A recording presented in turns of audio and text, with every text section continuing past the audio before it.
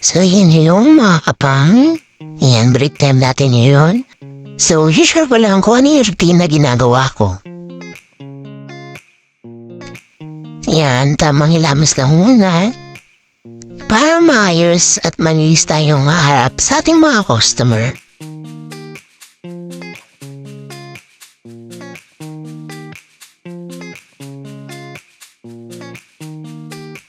Ayan mga kapang, nagilamas lang tayo pero parang nalilig na. And syempre, ayan, kailangan maayos tayong tignan. Ang lang ng ating buhok. Isa natin konti. And syempre, kailangan complete uniform ulit tayo.